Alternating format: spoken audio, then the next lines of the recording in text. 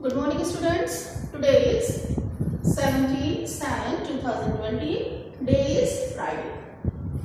Class 9 विषय हिंदी व्याकरण पाठ 3 अर्थ की दृष्टि से वाक्य के। तो आज हम हिंदी व्याकरण से चैप्टर 3 लेंगे अर्थ की दृष्टि से वाक्य के। इसके पहले आपने ग्रामर से 2 चैप्टर पढ़ लिए हैं। पहला चैप्टर आपका था शब्द निर्माण, जिसमें आपने पढ़ा उपसर्ग और प्रत्यय, ठीक है। और दूसरा चैप्टर आपने पढ़ा समास। उपसर्ग और प्रत्यय और समास एक बार मैं फिर से रिवाइज कर दे रही हूँ। देखिए, फर्स्ट चैप्टर आपने जो उपसर्ग और प्रत्यय पढ़ा, उसमें आपने क्या पढ़ा कि मूल शब्द के पहले जुड़ने वाले शब्द क्या कहलाते हैं, शब्दांश क्या कहलाते हैं, उपसर्ग, ठीक है। जो शब्द मूल शब्द के पहले जुड़े और उनसे एक नए शब्द का निर्माण हो और एक नया अर्थ भी वो दे रहे हो, तो वो कहलाते हैं आपके उपसर्ग। जैसे कि एक शब्द है अंत, ये क्या है, एक शब्द, इसके आगे जुड़ गया अति, ठीक। तो क्या बन गया नया शब्द आपका, जैसे एक शब्द है आपका अंत, इसके आगे जुड़ गया आपका अति, अब ये शब्द बन गया आपका अत्यंत, ठीक। तो ये आपका मूल शब्द के साथ में इस जुड़ने वाले शब्दांश को क्या कहेंगे, उपसर्ग, ओके। इसी तरीके से एक शब्द है भाव, ठीक। भाव के पहले जुड़ गया आपका अनु, अनु क्या है आपका उपसर्ग है, भाव मूल शब्द है। इन दोनों को जब हमने जोड़ दिया तो नया शब्द बन गया अनुभव। तो ये क्या हो गया आपका उपसर्ग से बना नया शब्द, ठीक है।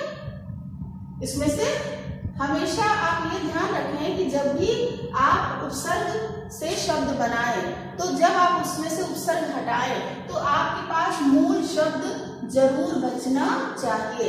यदि आपके पास मूल शब्द नहीं बच रहा है तो इसका मतलब है कि आपने जो उपसर्ग के साथ में जोड़कर नया शब्द बनाया है वो आपका सही नहीं है। इसी तरीके से आपका प्रत्यय है। प्रत्यय उसे कहते हैं, उस शब्दांश को प्रत्यय कहते हैं जो मूल शब्द के पीछे लगते हैं। कैसे लगते हैं, देखिए, मूल शब्दांश के पीछे लगने वाले मूल शब्दों के पीछे लगने वाले शब्दांश को प्रत्यय कहते हैं। अब देखिए प्रत्यय शब्द, अब जैसे एक प्रत्यय शब्द मैं ले रही हूं, जैसे कि मैंने लिया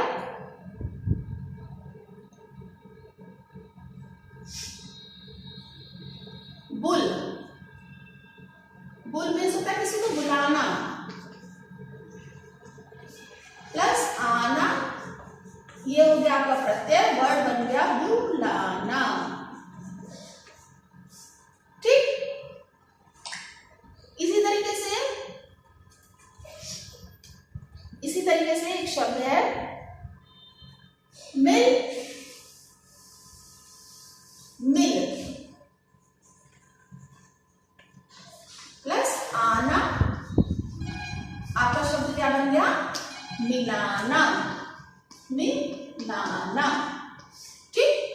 तो ये जो पीछे जो शब्दांश पीछे लगता है, मूल शब्द के पीछे लगने वाले शब्दांश क्या कहलाते हैं, प्रत्यय कहलाते हैं, ओके।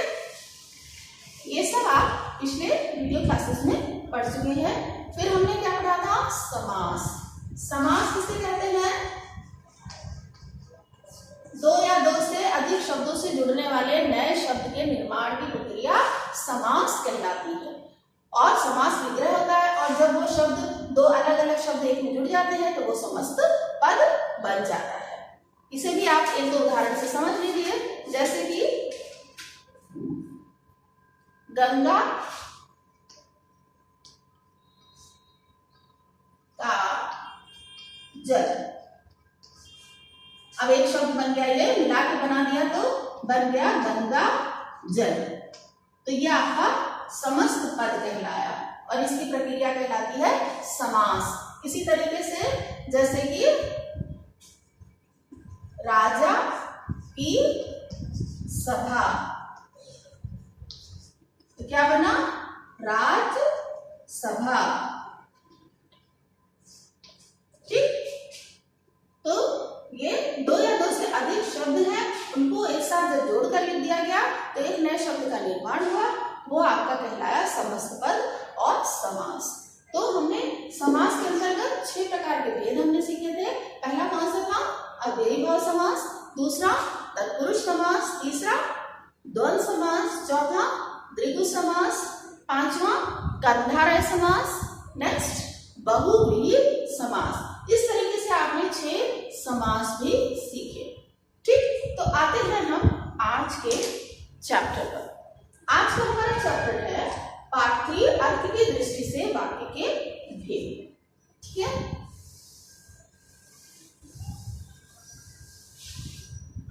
अब हम आते हैं अपने आज के चैप्टर पर, जो कि हमारा चैप्टर 3 है वाक्य भेद। देखिए, वाक्य का प्रयोग किसी न किसी प्रयोजन से होता है, कोई कारण होता है तभी हम पूरा वाक्य बोलते हैं। अब उस वाक्य में कभी हम आज्ञा देते हैं, तो कभी रिक्वेस्ट करते हैं, कभी कोई अपने मन की बात कहते हैं, कभी कोई आश्चर्य प्रकट करते हैं, कभी किसी को शाबाशी देते हैं। तो वाक्य कई प्रकार के हो सकते हैं। तो इन्हीं को वर्गीकृत किया गया है 8 भागों में। वाक्य को दर्शाने के, वाक्य किसे कहते हैं? किसी भी मनोभावना को दर्शाने के लिए जिस पूरे शब्दों के समूह को हम प्रयोग करते हैं वो वाक्य कहलाता है। ठीक, अब वाक्य के भेद, तो वाक्य के भेद, क्योंकि वाक्य में कई प्रकार की मनोभावनाएं आती हैं, कई प्रकार की चीजें आती हैं, तो उनको हमने 8 तरीके से वर्गीकृत किया है। तो 8 प्रकार के वर्गीकृत। सबसे पहला है वाक्य के भेद 8 प्रकार।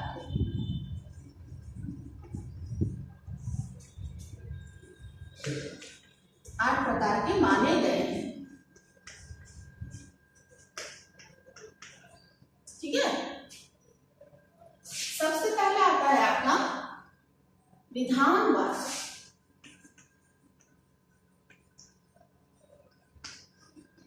सबसे पहले आया आपका विधानवाचक वाक्य। अब विधानवाचक वाक्य किसे कहते हैं आपको पहले ये देखना है। किसी व्यक्ति, वस्तु अथवा स्थिति के विषय में कही गई सामान्य सी बात, कोई भी सामान्य सी बात, एक स्टेटमेंट टाइप का जो वाक्य बोला जाएगा, साधारण सी बात बोली जाएगी, वो आपका विधानवाचक वाक्य के अंतर्गत आएगा।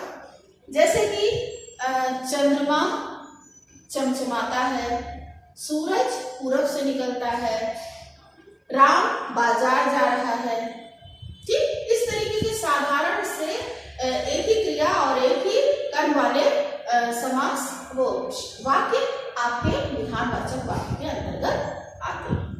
नेक्स्ट आता है आपका निषेधवाचक। नेक्स्ट है निषेधवाचक।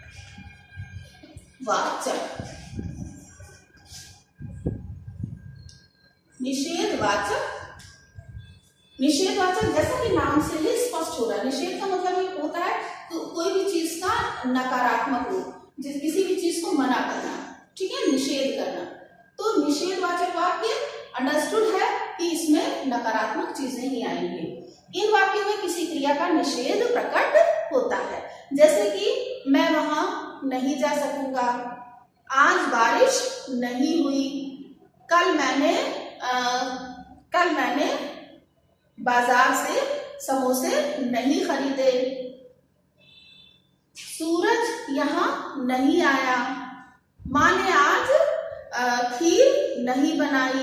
इस तरीके से बहुत सारे सेंटेंसेस जिसमें कि नकारात्मक नहीं का प्रयोग होता है, वो आपका निषेधवाचक वाक्य के अंतर्गत। नेक्स्ट आता है आपका आज्ञावाचक। थर्ड है आपका आज्ञावाचक। ओके, आज्ञावाचक भी नाम से ही स्पष्ट हो रहा है कि जिन सेंटेंसेस में, जिन वाक्यों में हम दूसरे को आज्ञा देते हैं, उसमें आज्ञावाचक सेंटेंस कहलाता है। जैसे कि जाओ बाजार से सब्जी ले आओ, कमरे से बाहर निकल जाओ, ये काम मत करो, उधर जाकर बैठो, शांत रहो, तेज आवाज मत करो। ये सब क्या है? आज्ञावाचक सेंटेंसेस के अंतर्गत आता है। ठीक, विधानवाचक, निषेधवाचक एंड आज्ञावाचक। नेक्स्ट है प्रश्नवाचक।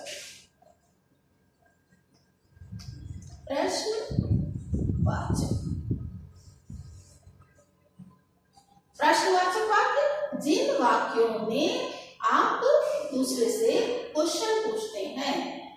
क्या तुम आज बाजार गए थे? तुम्हारा क्या नाम है? तुमने कहाँ तक पढ़ाई की है? आज का मौसम कैसा है? इस समय क्या समय हुआ है? इस समय क्या बज रहा है? इस तरीके के पूछे जाने वाले क्वेश्चन वाले सेंटेंसेस आपके प्रश्नवाचक वाक्य के अंतर्गत आते हैं। ठीक है, नेक्स्ट आपका है विस्मयवाचक। नंबर 5, विस्मय वाचक। ठीक है, अब विस्मयवाचक वाक्य वे वाक्य होते हैं जिनके अंतर्गत मन के भाव, आश्चर्य, शोक, दुख, घृणा, किसी भी चीज को देखकर बिल्कुल अचानक से स्तब्ध रह जाना, इस तरीके के मन के भावों को प्रकट करने वाला सेंटेंस आपका विस्मयवाचक वाक्य के अंतर्गत आता है। क्लियर? जैसे कि अब एक दो सेंटेंसेस सुन लीजिए। जैसे कि आहा कैसा सुंदर मौसम है, ओह कैसे बादल उमड़ आए हैं, हाय बेचारा असमय ही चल बसा, वाह तुमने तो कमाल कर दिया। और विस्मयवाचक वाक्य में आपका ये एक्सक्लेमेशन का विस्मयादिबोधक चिन्ह से करते हैं, विस्मयादिबोधक चिन्ह भी लगा होता है। ठीक है, जैसे कि ओह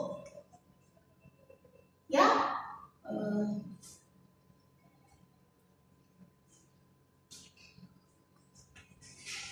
ओह कैसे बादल, कैसे बादल उमड़ आए हैं, ओह या हाय, ये फिर एक्सक्लेमेशन का निशान, या वाह फिर एक्सक्लेमेशन का निशान। तो ये क्या है? विस्मयादिबोधक चिन्ह कहलाता है। और अगर आपने ये चिन्ह नहीं लगाया है तो आपका व्याकरण की दृष्टि से ये सेंटेंस सही नहीं माना जाएगा। ओके,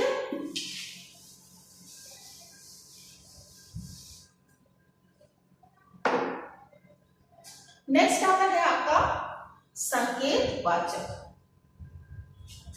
6 है आपका संकेत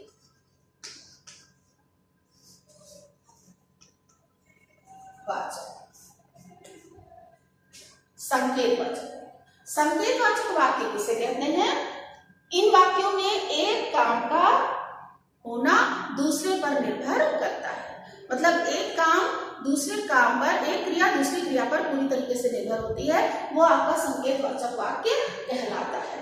जैसे जब बादल फट जाएंगे या हट जाएंगे जब बादल, तब धूप निकलेगी। मतलब बादल घिरे हुए हैं तो धूप नहीं अच्छे से निकली है, तो जब बादल हट जाएंगे तभी धूप निकलेगी। तो धूप के निकलने का, धूप का निकलना किस पर आधारित है? बादल के हटने पर। यदि अच्छी वर्षा होगी तो फसल अच्छी होगी। मतलब कि फसल के अच्छा होना किस पर डिपेंड करता है, किस पर आधारित है?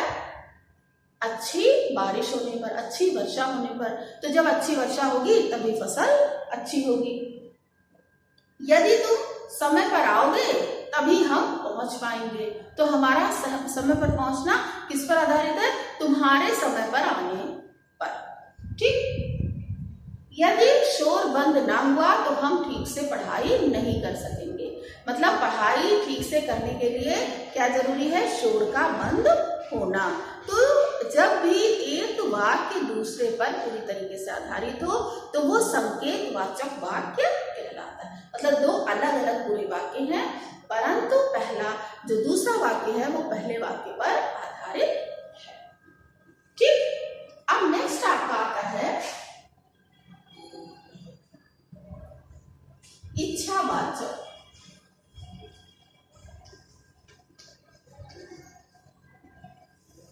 इच्छावाचक वाक्य। अब इच्छावाचक वाक्य किसे कहते हैं? इन वाक्यों में कर्ता की इच्छा, कामना, आशा अथवा आशीर्वाद व्यक्त किया जाता है। इसमें जो कर्ता है, कर्ता मतलब जो कहने वाला है, जो बोलने वाला है, उसकी इच्छा, कामना आदि व्यक्त होती है। जैसे कि मेरी इच्छा है कि मैं दिल्ली घूमकर आऊं। ईश्वर हर काम में तुम्हें कामयाब करे। मुझे पूर्ण आशा है कि एक दिन तुम अवश्य सफल होगे। ईश्वर आपकी मनोकामना पूरी करे। आप सदैव प्रसन्न रहें। तो ये क्या है? ये कहने वाले की इच्छाएं हैं। जो कह रहा है, जो करता है, उसकी इच्छा है, उसकी ऐसी कामना। मैं कामना करता हूं कि तुम अपने परीक्षा में सफल हो। तो कहने वाले की कामना या इच्छा जिस वाक्य में आती है वो इच्छावाचक वाक्य कहलाता है। ठीक है, समझ में आ रहा है? नेक्स्ट है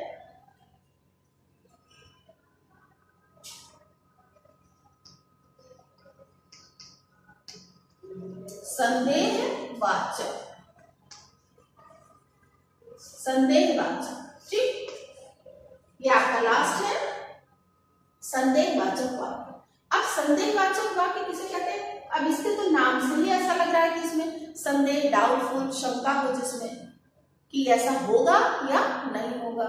ऐसा भी हो सकता है और ऐसा भी हो सकता है, जिसमें कि कुछ न कुछ डाउट, शंका, संदेह, ऐसे वाक्यों को संदेहवाचक वाक्य के अंदर रखा। इन वाक्यों में कार्य होने के अथवा करने को लेकर संदेह प्रकट किया जाता है। जैसे कि कदाचित आज वह नहीं आएगा। कदाचित मतलब हो सकता है, शायद, शायद आज वह नहीं आएगा, शायद आज वर्षा होगी, या शायद उसे कल बुखार था, हो सकता है वह समय पर न आ सके। इस तरीके के जो सेंटेंस हो सकता है, शायद, कदाचित, ये सारे शब्द क्या बतलाते हैं? ये संदेह को प्रकट करते हैं कि ऐसा हो भी सकता है और ऐसा नहीं भी, कि हो सकता है कि वो समय पर आ जाए, तो हो सकता है, लेकिन डेफिनेटली ये बात नहीं कही जा सकती। और जो बात पूरी तरीके से सही होती है वो विधानवाचक वाक्य में होती है। जैसे सूरज पूरब में निकलता है, बिल्कुल फैक्ट है। ऐसा नहीं है कि शायद आज पूरब में निकले, ऐसा नहीं है, है कि शायद, जब जिन सेंटेंसेस में शायद, डाउटफुल हो, शंका हो, वो संदेहवाचक वाक्य कहलाते हैं। क्लियर? Everyone clear? ओके। अब हम थोड़ी सी एक्सरसाइज करेंगे, ठीक है? अब मैं आपसे थोड़ी सी एक्सरसाइज बोर्ड पर लिखती हूँ और पूछती हूँ।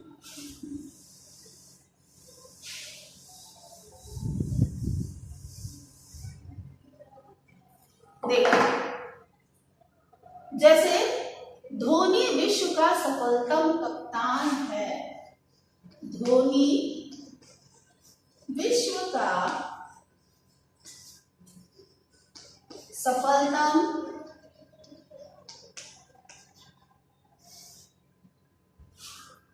कप्तान है। धोनी विश्व का सफलतम कप्तान है। ये कैसा वाक्य है? कैसा वाक्य है ये? विधानवाचक वाक्य, क्योंकि ये सीधी सपाट से बात है।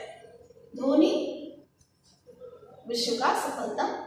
अब अगर हम इसे प्रश्नवाचक वाक्य में बदलें, प्रश्नवाचक,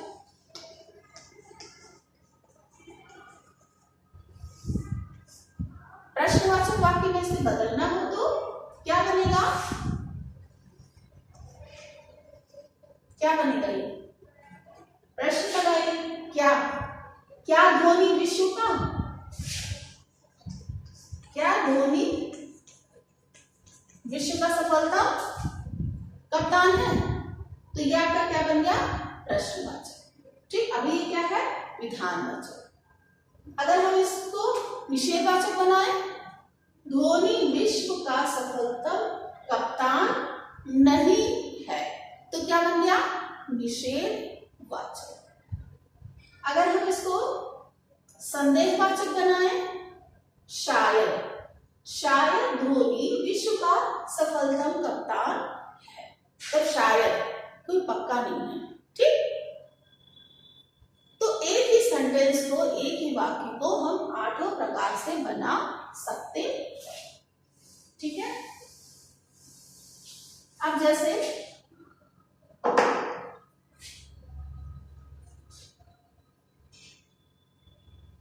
कितना सुहाना दृश्य है,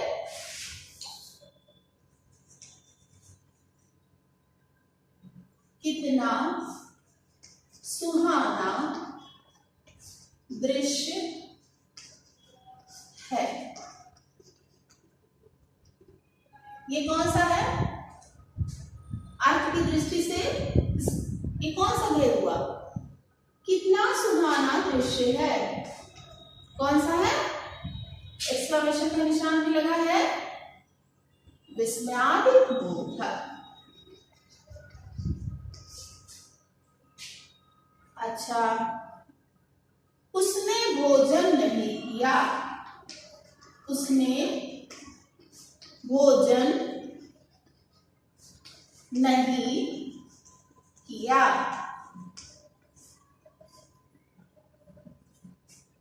कौन सा भेद है, निषेधवाचक, निषेध। ओके, नेक्स्ट है यहां से चले जाओ, यहां से चले जाओ, कौन सा है बेटा, यह है आज्ञावाचक, सही, आज्ञावाचक। ठीक, और एक देखते हैं, कल कौन आ रहा है, कल कौन आ रहा है,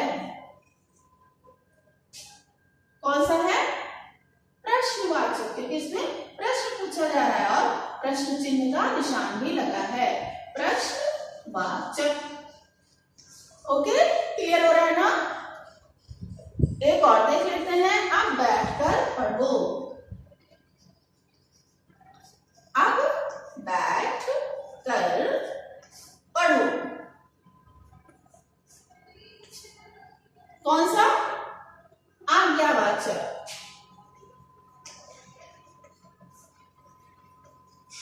आज्ञावाचक। ओके, समझ में आया सबको, ओके, चलिए, तो आज हमने चैप्टर 3 पढ़ा, वाक्य के भेद। ठीक है, अगर बेटा आपको इसमें कोई भी दिक्कत आती है, कुछ भी प्रॉब्लम होती है, तो आप नेक्स्ट क्लास में कमेंट बॉक्स में पूछ सकते हैं। इसका PDF मैं भेजूंगी, उसे आप अपने ग्रामर पोर्शन में कर लीजिएगा। हिंदी क्षितिज की एक कॉपी जिसमें कि गद्यखंड और काव्यखंड कीजिए, और एक और रजिस्टर बनाइए जिसमें कि आप हिंदी व्याकरण करें और फिर कृतिका करें। और बेटा जिन लोगों ने CBSE साइट पर जाकर ये ना देखा हो कि कौन कौन से चैप्टर्स आपके कट हो गए हो, तो वो जरूर देख लें। वैसे मैंने पिछले वीडियो में वो बताया भी था कि कौन कौन से चैप्टर आपके कट हो गए हैं। आपका सिलेबस काफी कम हो गया है, इस चीज को आप देख लें, टिक कर लें कि कौन कौन से चैप्टर आपको पढ़ने। ठीक है, ओके, थैंक यू।